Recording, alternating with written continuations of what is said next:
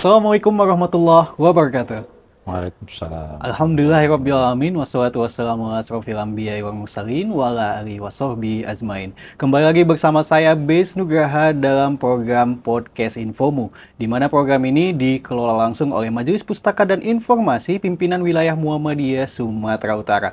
Diproduksi dari lantai 3 Gedung Dakwah Muhammadiyah Sumatera Utara yang berada di Jalan Sisingang Maharaja nomor 136 Kota Medan.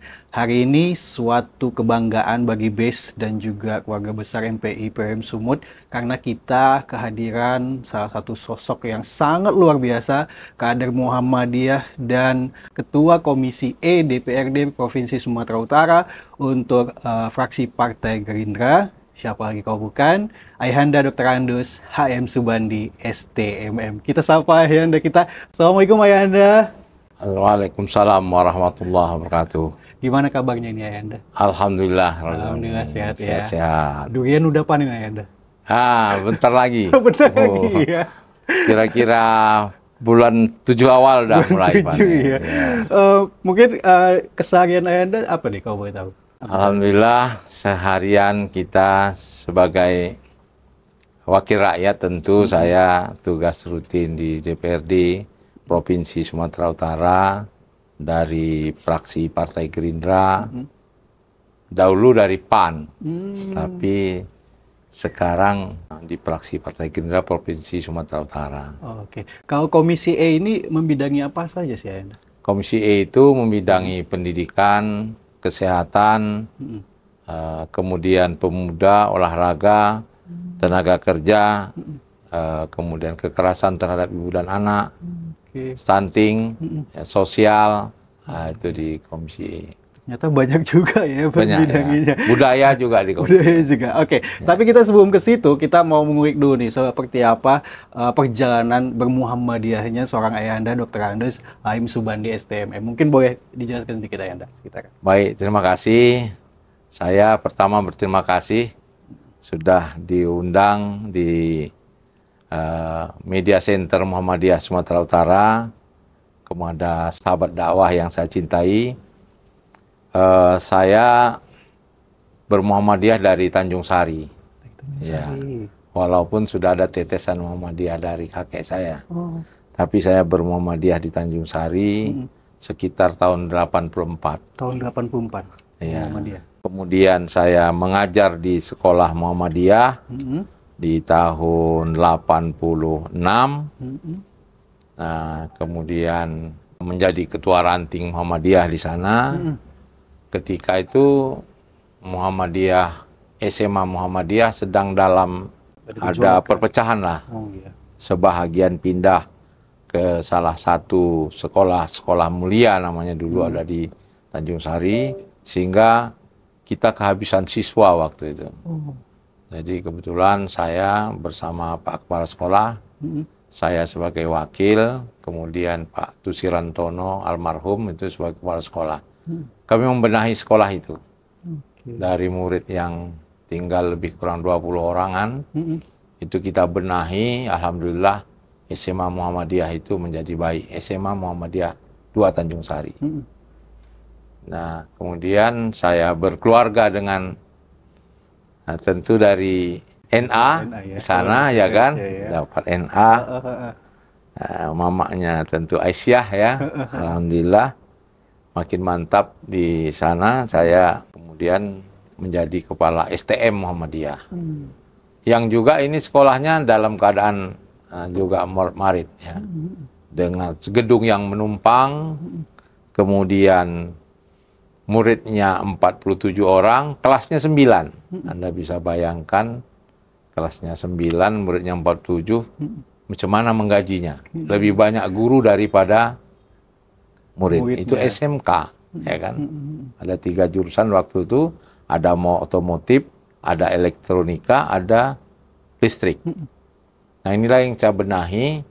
Alhamdulillah sampai tahun 99 ketika saya terpilih menjadi anggota DPRD Kota Medan, saya keluar muridnya sudah mendekati 400. Karena reformasi 98 bersama teman-teman dari Muhammadiyah, saya ditunjuk juga untuk ikut reformasi dan mendirikan Partai Amanat Nasional. Jadi boleh dibilang saya di PAN sebagai as-sabiquna awalun juga. Oke. Baik, berarti dari tahun 84 untuk berpolitiknya di tahun 99. Iya. Oke, hingga saat ini masih mengikuti pengajian-pengajian juga untuk Muhammadiyah. Alhamdulillah saya masih aktif ya. Saya 2 periode ketua ranting di Tanjung Sari. Kemudian saya pindah ke Johor tahun 2004. Oh, pindah ke Johor. Iya, iya. Alhamdulillah di Johor waktu itu ranting belum ada lah. Kami mulai mendirikan ranting, akhirnya jadi saya ketua ranting. Akhirnya berdirilah amal usaha masjid kita di Johor. Di Johor ya. Ya, sekarang sudah periodisasi lah, sudah berganti lagi. Ya.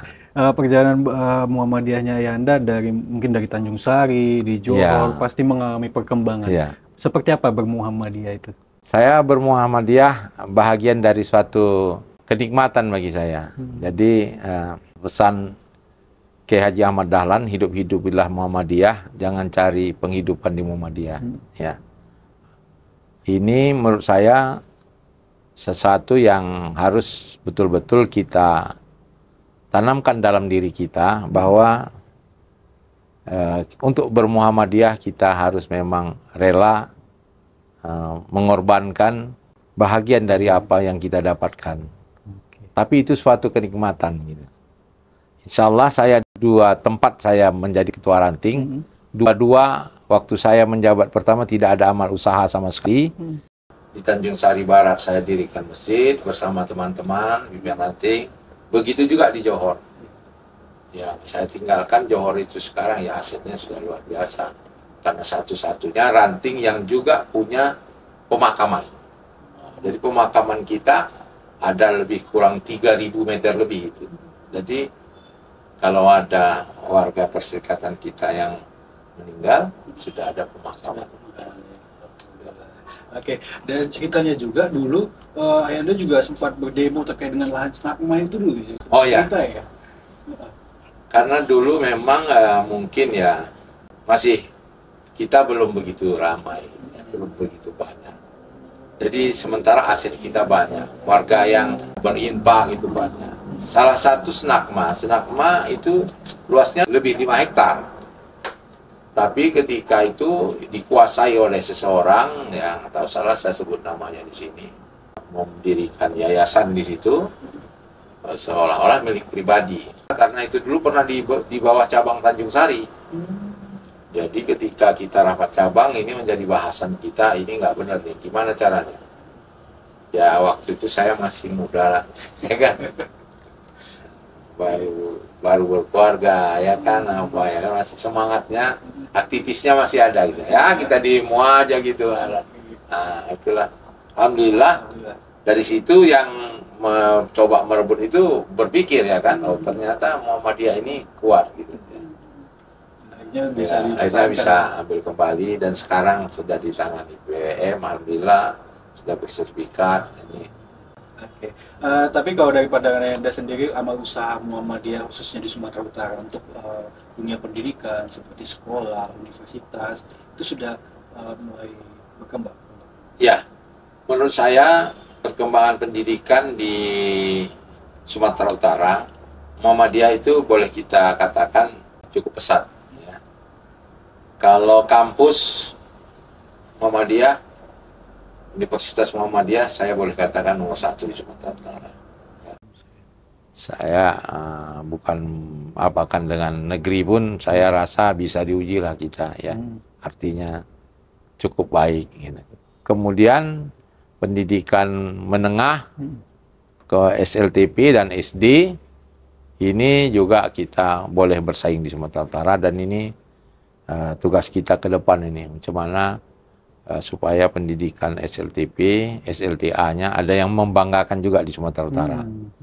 Kita senang melihat Muhammadiyah 1 Yogyakarta, Muhammadiyah 2 sebelum pendaftaran dibuka itu sudah penuh. Nah, kita belum punya sekolah seperti itu di Sumatera Utara. Saya berharap ke depan melalui majelis diklasmen kita punya seperti itu. sebelum pendaftaran negeri, sekolah kita sudah ada yang penuh. Itu harus menjadi semangat cita-cita kita untuk kita capai. Saya yakin itu bisa. Bisa ya? Saya yakin bisa. Oke. Nah, Baik. tapi dengan keseriusan kita semua mengelola pendidikan kita. Nah, tetapi kalau di tingkat TK, kita banyak yang bagus-bagus. Ya. Tapi SLTP, SLTA ini harus kita benahi. Benar Ya. lagi ya. Kejuruannya, SMP-nya ya, harus kita benahi. Harus kita betul-betul serius mengelolanya. Baik. Mungkin terkait dengan muktamar nanti di Ya. tahun 2027 Sumatera Utara menjadi tuan rumahnya untuk muktamar Ya. ke-49. Pandangan Ayanda seperti apa untuk? Terkait muktamar ya, pertama masyarakat Sumatera Utara harus bergembira lah ya, mensyukuri muktamar Muhammadiyah ditempatkan di Sumatera Utara. Karena tadi saya dengar bahwa ini kita sudah lama sekali belum pernah menerima muktamar itu di tahun 39 ya. Sampai sekarang berarti 85 tahun lebih kurang. Nah ini udah seumur, atau kalau udah lewatlah umur usia sewajarnya gitu ya, 84 tahun. Jadi sesuatu rahmat bagi masyarakat Sumatera Utara, muktamar Muhammadiyah diadakan di Sumatera Utara. Oleh sebab itu kita bergembira menerima muktamar itu di Sumatera Utara. Sebagai warga masyarakat dan sebagai wakil rakyat saya sampaikan. Sebagai kader Muhammadiyah, tentu kita di samping kegembiraan itu kita harus mempersiapkannya. Persiapan-persiapan untuk bagaimana suksesnya muktamar ini dan menimbulkan kesan bagi peserta maupun penggembira dalam muktamar nanti, membawa kesan Sumatera Utara yang baik. Nah, Dan perlu sinergi juga antara pimpinan wilayah Muhammadiyah mungkin dengan pemerintah juga ya. Tentu harus ya. Artinya pemerintah Sumatera Utara dalam hal ini harus memberikan dukungan ya. Karena Muhammadiyah di Sumatera Utara sudah memberikan kontribusi yang besar terhadap pemerintah Sumatera Utara. Antara lain pendidikan-pendidikan, kampus ya, ini kan memberikan kontribusi kepada pemerintah dan sebagai organisasi yang bisa mengayomi masyarakat Sumatera Utara. Oleh sebab itu antara Muhammadiyah dan pemerintah Sumatera Utara harus sinergi karena banyak hal yang perlu kita kerjasamakan. Di dalam muktamar nanti tentu datang tamu-tamu dari luar daerah yang akan melihat Sumatera Utara. Kota Medan, Deli Serdang, tempatnya nanti, ini kan wajah Sumatera Utara yang mereka lihat nanti langsung. Artinya bisa dinilai langsung oleh orang yang datang ke Sumatera Utara. Nah, ini bahagian yang harus kita benahi. Kita rapikan semua. Mulai Bandara Kuala Namu sampai ke tempat acara. Jangan ada jalannya yang rusak. Jalan ada, lampu jalan yang mati. Ini kan bahagian melayani tamu, menerima tamu. Nah, begitu juga fasilitas-fasilitas yang lain. Mungkin bandara juga harus mempersiapkan diri, ya. Begitu juga internal Muhammadiyah.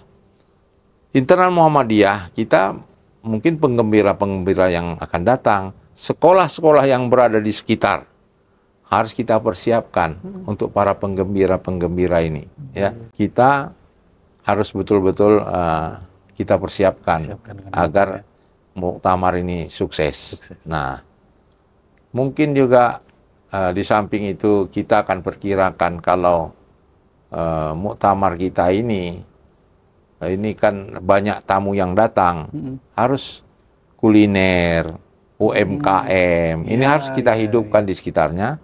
Dan ini pemerintah akan mendapat masukan ya.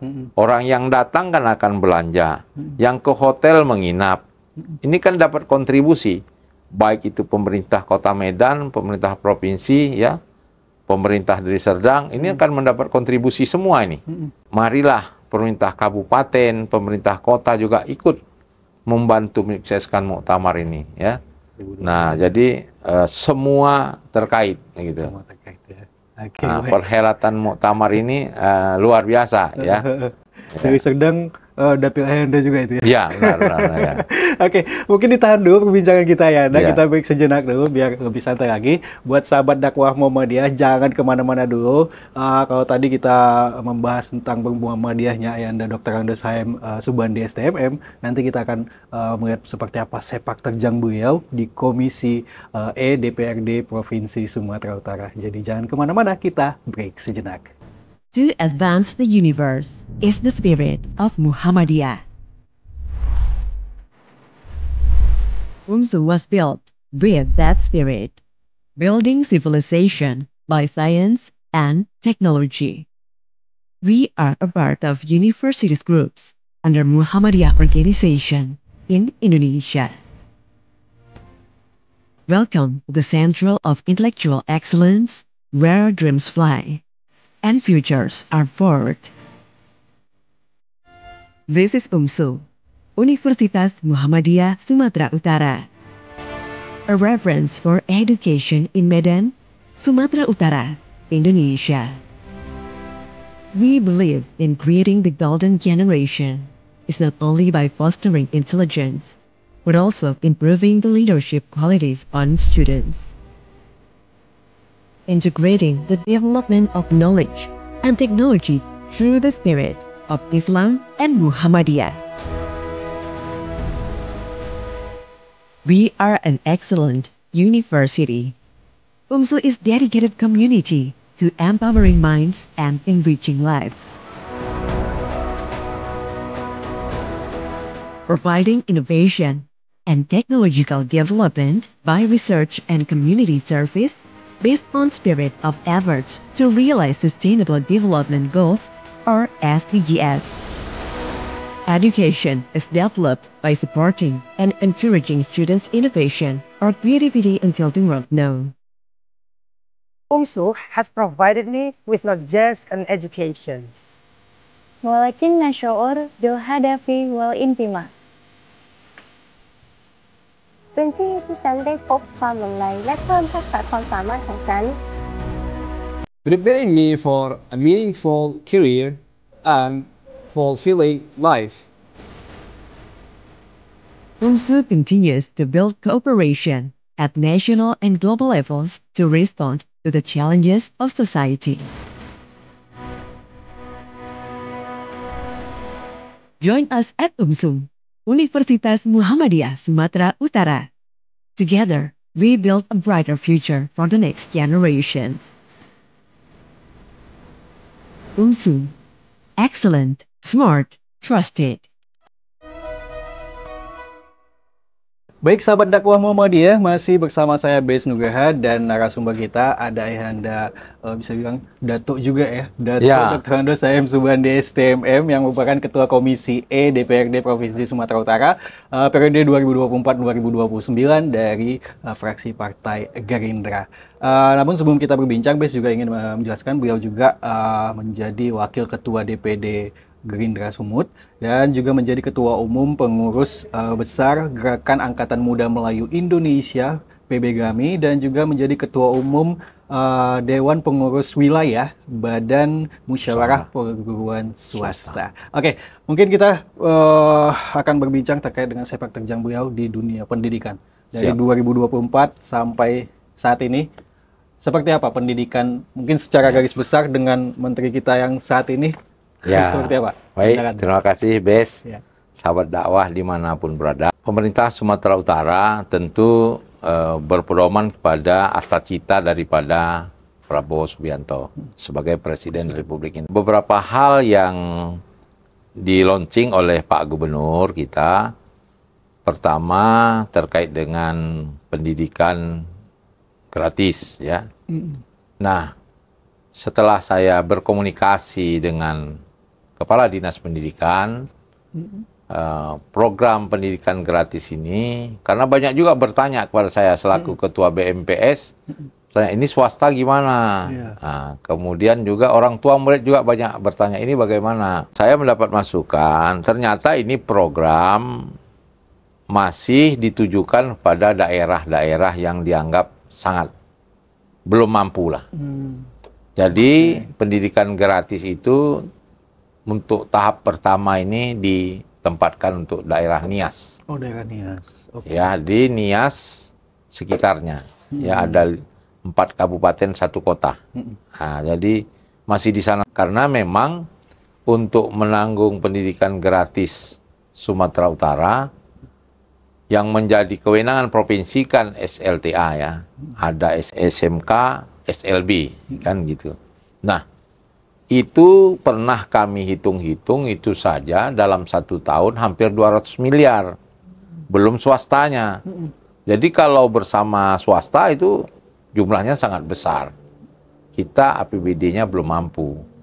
Jadi Pak Gubernur kemarin menyampaikan memang niatnya adalah juga untuk seluruhnya, tapi mungkin bertahap. Nah, ini konfirmasi saya kepada Kepala Dinas Pendidikan Sumatera Utara seperti itu. Jadi bertahap dulu, kita mulai dari Nias gitu. Oke. Nah, Dan ada rencana juga terkait dengan penerapan sekolah 5 hari dalam sepekan. Ya. Itu seperti apa kalau dari Ya. pandangan Ayanda Subandi? ya begini. Jadi itu penerapan 5 hari juga ini kemarin bias juga, ya kan? Banyak orang tua murid yang juga mempertanyakan. Sedangkan 1 hari saja anak kami di rumah kami sudah kewalahan. Gitu. Apalagi sampai 2 hari nanti, Sabtu Minggu. Jadi pemerintah Sumatera Utara, Pak Gubernur, Pak Bobi menyampaikan sekolah 5 hari ini supaya orang tua lebih dekat dengan anaknya. Namun beberapa masukan sudah kami sampaikan bahwa tingkat ekonomi masyarakat Sumatera Utara itu lebih banyak di menengah ke bawah. Jadi kalau menengah ke atas mungkin dia memang hari Sabtu itu bisa dia liburan. Diharapkan pemerintah, diharap Pak Gubernur, ini orang tua bisa lebih dekat, bawa anaknya jalan-jalan, wisata, atau kemana gitu. Sehingga bisa meningkatkan efek dominonya ke ekonomi. Tetapi ini banyak keluhan bahwa masyarakat yang menengah ke bawah ini justru hari Sabtu itu mereka serius-seriusnya kerja. Misalnya tukang bangunan, gajiannya hari Sabtu. Gitu. Kalau nggak masuk hari Sabtu nggak gajian ya. Begitu juga dengan orang-orang yang pabrik banyak yang gajian Sabtu. Di kebun-kebun, di ladang-ladang banyak gajiannya Sabtu gitu ya. Nah jadi nggak mungkin itu bisa kita terapkan kalau niatnya untuk membawa anak jalan-jalan. Tetapi saya mendukung program itu, sudah saya sampaikan juga, saya sudah diskusi dengan Dinas Pendidikan Provinsi Sumatera Utara, kita isi kegiatan itu dengan ekskul. Ya. Dulu kegiatan hari Sabtu itu banyak, ada pramuka, ada juga, tadi saya membuka acara drum band, kejuaraan drum band. Ini bagus kita hidupkan kembali, ini kan keterampilan anak-anak kita. Mungkin di samping itu juga sejalan dengan apa yang diarahkan oleh Menteri Pendidikan kita agar pendidikan ini lebih dalam. Jadi pendalaman materi bisa di hari Sabtu. Karena jam guru mengajar juga kan sudah dikurangi sekarang, ya. Jadi dari 24 jadi 16, 8 bisa kegiatan-kegiatan bersama siswa, pendalaman materi dan artinya tidak ada waktu yang kosong kepada mereka, anak-anak didik kita, apalagi yang SLTA. Karena pendidikan ini sangat pengaruh dengan waktu mereka bermain ya. Kalau waktu bermainnya banyak, ini anak-anak ini banyak kumpul ini. Sekarang misalnya geng motor, itu minggu. Kalau tambah Sabtu lagi 2 hari dia ngumpulnya ya kan. Awalnya anak-anak ini baik-baik. Rata-rata anak yang geng motor, tawuran, itu di rumah mamanya, bapaknya bilang, oh anak saya itu baik sekali, di rumah sholat. Tahu-tahu di luar udah membaca orang. Ini akibat apa? Pergaulan. Nah jadi yang mau kita kurangi itu justru bagaimana supaya waktunya ngumpul-ngumpul yang tidak bermanfaat itu kita kurangi dengan kegiatan-kegiatan ekskul tadi. Nah, sehingga sejalan dia dengan program pemerintah itu. Jadi tetap efektif waktunya. Tepat ya? efektif. Ya. Oke, baik.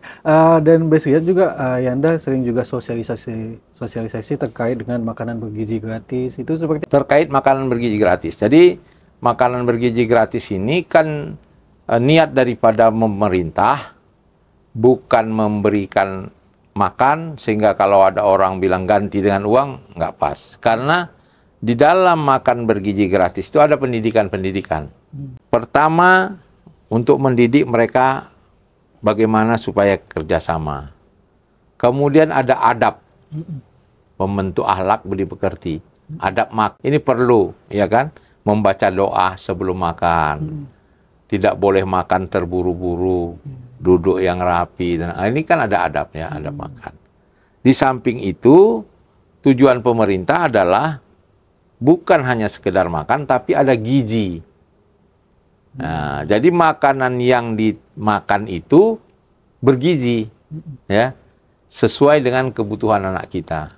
Itu tujuannya, gitu. Karena jangan pikir, walaupun dia sudah mampu, ya, jadi ketika saya ketemu Direktur BGN, Deputi, mereka cerita, ada eselon 1 di pusat. Eselon 1 tuh gajinya sudah besar, TPP-nya juga udah besar ya. Tiba-tiba diperiksa kekurangan gizi. Nah, ini artinya apa?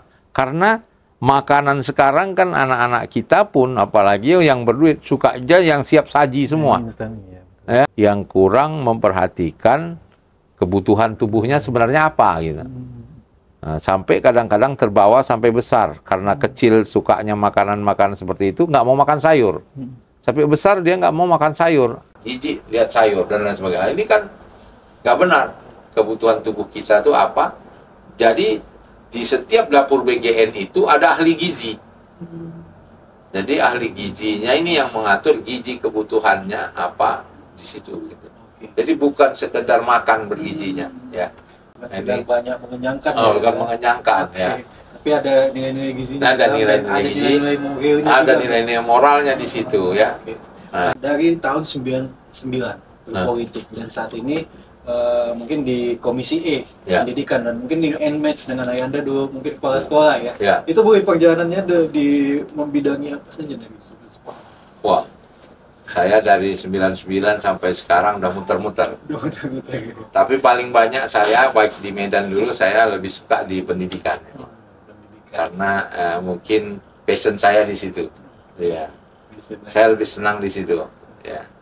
Apa sih yang memotivasi Anda mungkin ingin mengubah pendidikan Indonesia ini menjadi lebih baik? Oh, begini. Jadi kenapa kita harus membenahi pendidikan kita? Tidak ada di dunia ini orang sukses yang tanpa pendidikan. Nah, nanti saya tidak pendidik, tapi itu mungkin formal, non formal dia ada kan gitu ya. Jadi nggak belajar itu. Bagaimana dia mau sukses kalau hitung-hitungan aja pun nggak tahu.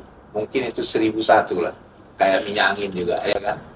Tapi semua itu melalui pembelajaran, melalui pendidikan. Nah, oleh sebab itu kita persiapkan. Nah, Presiden kita Pak Prabowo Subianto sangat serius membenahi pendidikan ini. Karena mempersiapkan generasi kita supaya bisa bersaing. Jangan kita mengeluh ketika tenaga kerja kita tidak mampu bersaing dengan tenaga luar. Ini karena apa? Pendidikan dan keterampilannya kurang. Nah, sekarang pemerintah persiapkan itu, ya.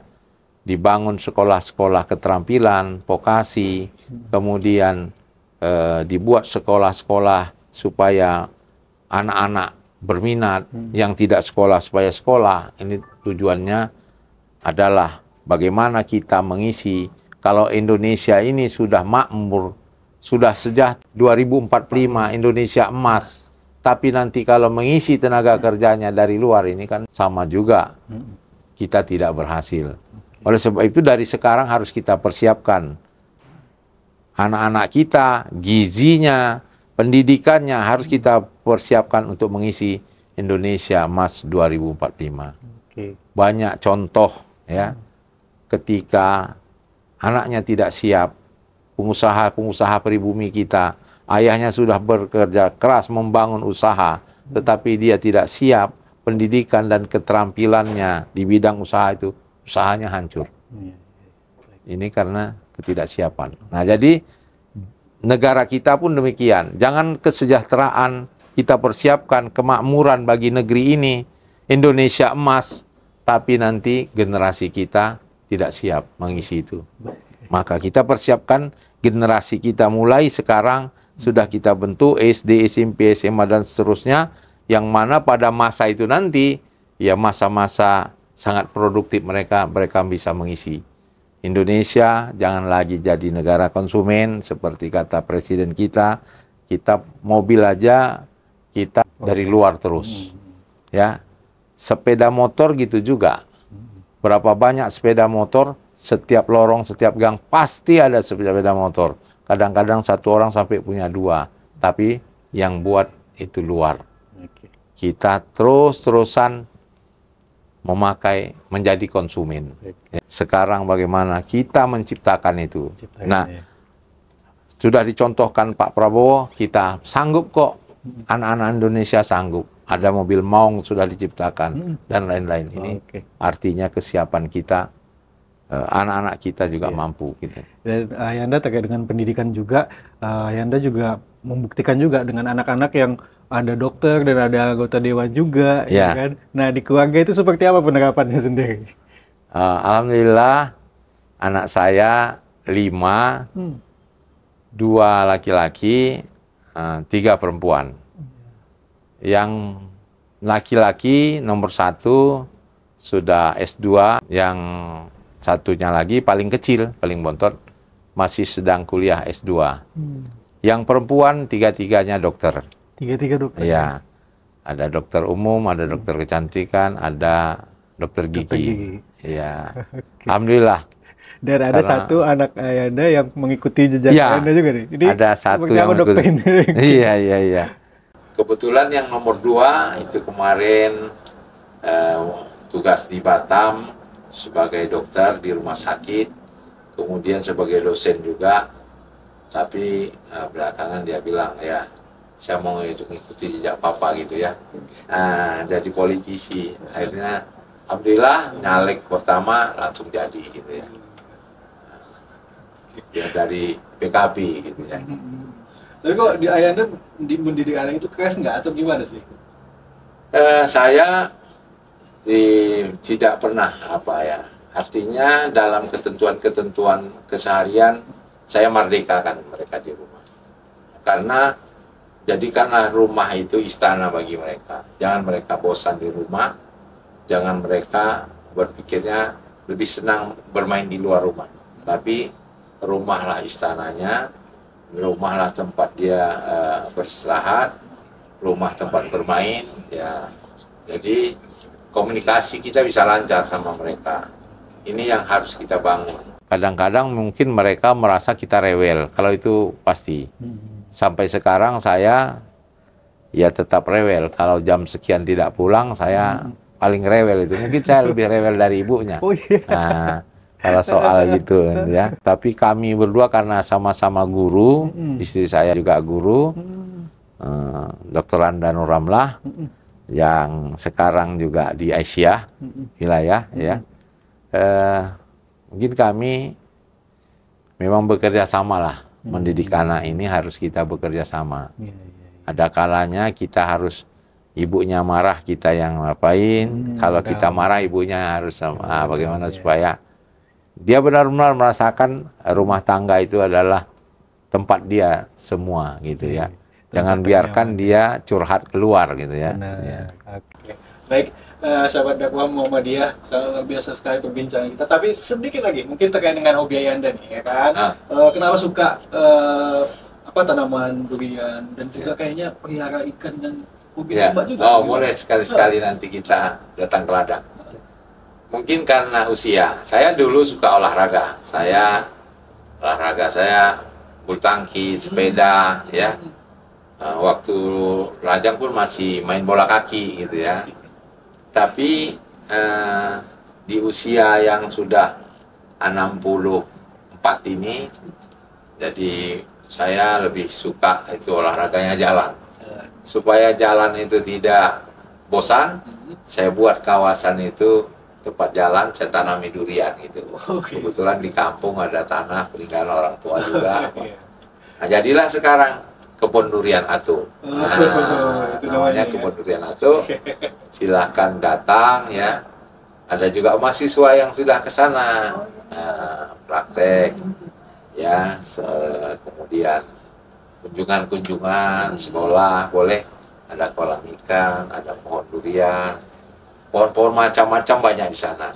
Ya, ada aren, ada peti, ada jengkol. Nah, itu asik. Ya.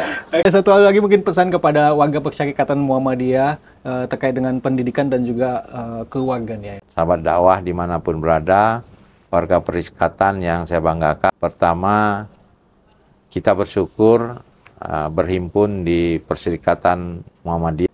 Sebagai warga Muhammadiyah, mari kita sukseskan Muktamar Muhammadiyah yang ke-49 nanti di Provinsi Sumatera Utara. Kita semua ikut berpartisipasi, tentu dengan sedaya upaya kita, apa yang dapat kita berikan buat Muhammadiyah mensukseskan Muktamar yang ke-49 ini. Ini ada satu syiar bagi perserikatan kita di Sumatera Utara.